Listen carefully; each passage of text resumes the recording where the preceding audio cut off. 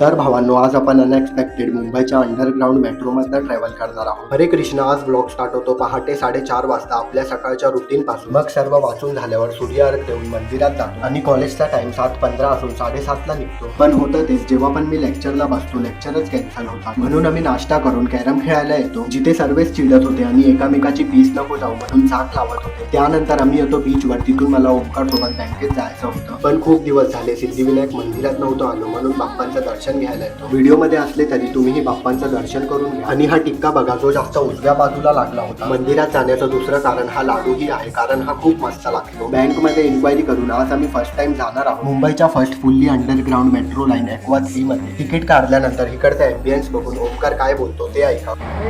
जापानला ओमकार बोलत होता, असं वाटतंय जापानला आलोय, आणि खरंच तशी थोडी वाईब येत होती. फक्त आता लोकांनी जरा सिव्हिक सेन्स वापरला पाहिजे. Thanks for watching. चॅनलवर नवीन असाल तर लाईक सबस्क्राईब.